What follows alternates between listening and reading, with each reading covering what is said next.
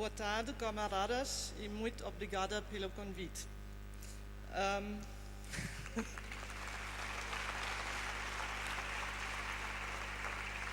It is very special for me to speak about Blockupy at the day of Brexit. But I don't want to speak about Brexit now. I think we can discuss it later, but I think it's a special situation. I'm sorry for my English because I'm not able to speak free. I have to read my script. I hope it's not too boring for you. I want to start to tell you what is Blockupy. Blockupy means a part of a European-wide network of various social movement activists, migrants, jobless, precarious and industry workers, party members and unionists, and many more from many different European countries. From Italy, Spain, Greece, Belgium, Portugal, Netherlands, Denmark, France, Germany, and other countries. Together we want to connect our struggles and powers beyond nation-state lines. Together we want to create a common European movement united in diversity, which can break the rule of austerity and will start to build democracy and solidarity from below. Blockupy and the actions in Frankfurt are only one step along this way. As a transnational movement, we oppose explicitly each and every attempt for racist, nationalists, or anti-Semitic divisions, as well as conspiracy theories to interpret the world. The German Blockupy Alliance is supported by activists from various emancipatory groups and organizations, among others, the interventionist left, ATTAC, Occupy Frankfurt, trade unions, youth and student organizations, the party Die Linke, the left, a sister party of Bloco, the network Peace Cooperative, and others. The name Blockupy is a combination between occupy and blockade, and we want to occupy places, block special places like the ECB, and to demonstrate. In Germany we are not so many people, but we are deeply strong-willed to bring the protest against austerity into the heart of the beast. And I come here in solidarity with your fights in Portugal. Your struggle is our struggle. Blockupy starts in spring of 2012 as a sign of solidarity or something like a response to the 15M movement in Spain, the movement around Tahrir in Egypt, Syntagma in Athens, and the mass strikers in southern Europe. So let me describe the development of Blockupy movement in a chronological way. We started in 2012, and it was a situation, it was coupled with a state of emergency that nobody expected in their scope. All actions, discussions, stage programs planned by the Blockupy coalition were banned. And Frankfurt became the stage for police exercises for emergency situations in a way that seemed absurd to most. Frankfurt was declared a demonstration-free zone for the duration of the action days with the creation of a security zone surrounding the European Central Bank, the imposition of bans on the city center that later proved to be illegal for hundreds of demonstrators, and mass detainments of persons who assembled in the city despite the bans. The Union building was scattered by police. With more or less success, however, people continued going to the streets and taking the squares for some time. By this, the blockade of the European Central Bank was made by the police itself, not by us. The big demonstration on Saturday was forbidden by police, but law court decided that the demonstration was legal afterwards. In spite of all that, 30,000 people joined the demonstration and it was a big success. So we were determined to move on and planning the next step. This was a call for action at 2030, named Resistance in the Heart of the European Crisis Regime, and it should be also a kind of support to Greece at this time. The call for action was, once again, Blockupy calls for European days of protest in Frankfurt against the crisis regime of the European Union. We want to take the resistance against the poverty policy of the German government and the Troika into one of the centers of European crisis management, to the residents of the European Central Bank and of many German banks and corporations, the profiteers of these policies. The programs of austerity and privatizations, which already have been imposed on the countries of the global South decades ago, are now arriving in Europe. The German Agenda 2010, Agenda 2010, part of Hartz IV, was just an archetype for what now is enforced, especially in Southern Europe, to an even more dramatic extent. If we do not defend ourselves, this pauperization will keep intensifying, also here in the center of Europe. The ongoing cuts of social and democratic rights. Now we are seeing what was going on. And we declared we are part of the international movements who have been resisting the attacks on our life and our future, fight for social rights and alternatives, develop new forms of organization and solidarity and economy for years. Now I will shorten a little bit because it's not so much time I was told. We carry our protest, our civil disobedience and resistance to the residents of the profiteers of the European crisis regime in Frankfurt am Main.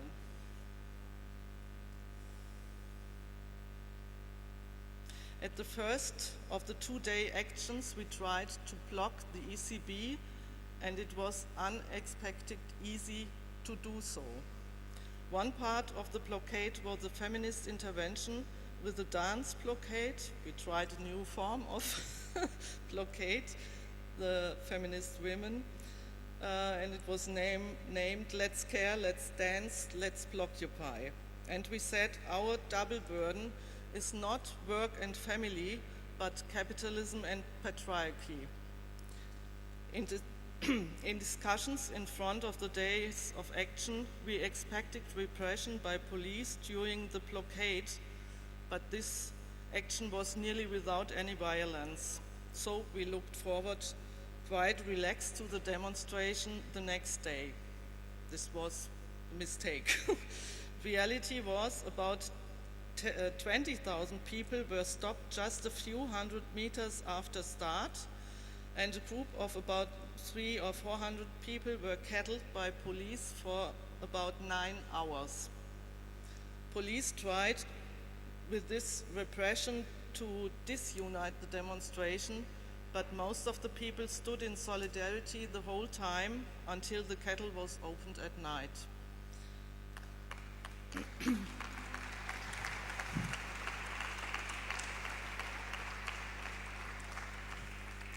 So 2040 wasn't so interesting. I think most interesting was last year, the call for action was Ações transnacionais contra a abertura de gala do Banco Central Europeu. Vamos tomar conta da festa.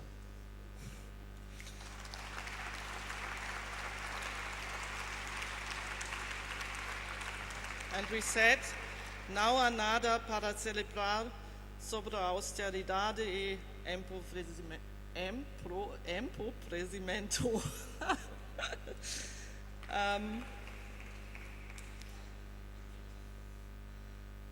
And we wanted to take over their party and turn it into an articulation of transnational resistance against European crisis policies and their catastrophic consequences, especially for the people in the European South.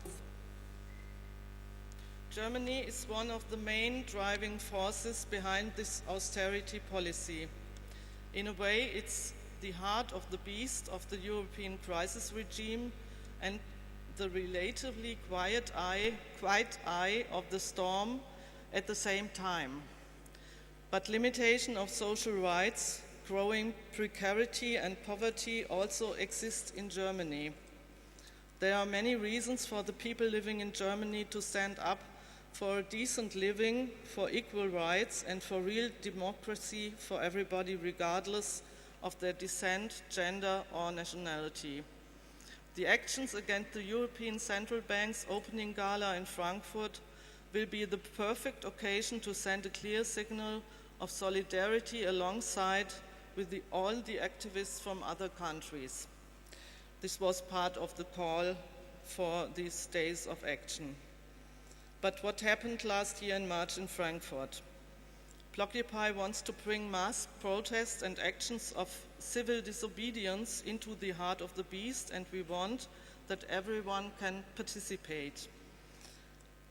Some people want to join the demonstration, other ones are doing the blockade, so there are different possibilities to put the protests at the streets. Therefore, there were planned blockades around the ECB in the early morning, a manifestation in the city in the afternoon, and a big demonstration in the evening. About 6,000 activists, 1,000 from other European countries, and the other ones Germans, took the places around ECB.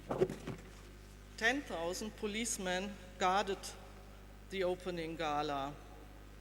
They used tear gas and water cannons, but we blocked for some hours every street around the ECB. Some cars were burning and some windows broken, and the whole day and long time after March, the media only reported violence during Blockupy actions, instead of reporting our political topics. Once again, they tried to disunite us, but we stood together and were not willing to give a dissociation on violence at all. Naomi Klein said it to the point when she spoke at the manifestation, "You are the true vandals. You don't set fire on cars, you are setting the world on fire." 25,000 people joined the demonstration in the evening, colorful and forcefully. And this was a Wednesday in the middle of a week, therefore it's a lot of people in these circumstances. Now, situation now in 2016, Blockupy decided last year to change place. We orientated from Frankfurt, from the place of the ECB, to Berlin, the place of the political power, government and all the ministries. And for September, we've got an invitation from the coalition Rise Up Against Racism. It's a big problem in the moment in Germany because we have a new right party called Alternative for Germany, AfD, Alternative für Deutschland, with a high part of racism in their program. So we got this invitation and we will go there, but we made a known call. What is going over just only against racism. The call is named "When, if not now, who, if not us, boundless democracy from below instead of national division from above. We believe that it is about time that the camp of solidarity becomes visible in the center of European capitalism and to attack together the supposed absence of alternatives of the neoliberal middle before national solutions in form of laws in parliaments and on the street increase even more. The divisions in Europe run between the periphery and the center, between the top and the bottom, and they are also running through the heart of the crisis and border regime. We want to address, mark, and tear down these borders symbolically and practically, together with many others. A common side of protest for this is the Labour Ministry, because after all, the attempt to divide us has also always been a social and labour market policy project. The architects of the European politics of division sat and sit not least but in one place in the ministries of labour and social affairs of the capitals of the global north, and thus also centrally in Berlin. The social devastation of Southern Europe has its forerunner in the Agenda 22 and the systemic stratification and creation of an underclass within the labor market here. Missing gainful employment, declining real wages, the lack of affordable houses, the prospect of poverty pension, youth unemployment, insecure precarious work, all this affects every one of us in one way or another. We have been made for a long time already at the politics that for all their talk of efficiency and flexibility pursues only one goal: to enforce at any cost a certain economical, thrifty, hard-working, obedient, brutal way of life. After the Agenda 2010, these labor market reforms are now also implemented in France and Southern Europe under the technocratic talk of inherent necessities and against the resistance of the people. This policy aims at the establishment of divisions and internal boundaries. It aims at the systematic deprivation of rights and the exclusion of the many. We believe it's enough new policies of exclusion, of marginalization, impoverishment, and competition. Let us follow the invitation, is egal. Let us send a strong signal in the morning of September 2nd at the Labor Ministry in Berlin. And after that, let us meet at different places of inner and outer borders to tear them down together. No matter where we are from or how long we have lived in this city, let us resist together in Berlin. This could be the starting point for a different calendar, for a strong year of struggles until autumn 2017 and beyond, I think. With the European Summit in spring in Berlin, this will be an international action days and a campaign against the G20 meeting in summer in Hamburg. Let us turn German politics into the transnational matter that it has been for a long time already. For a social upheaval against racism, nationalism, and social indifference for Europe for all.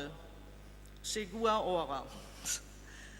And last but not least, Blockupy International Coordination sends a strong message of solidarity to all those who are fighting now against the labor bill imposed by the French government, a fight that is taken up by young and old, by industry and precarious workers, by migrants and students.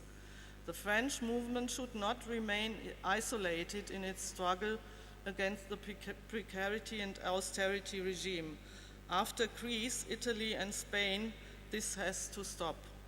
We have to fight back in a transnational campaign, bringing together trade unions and social movements, migrants and students, precarious and industry workers.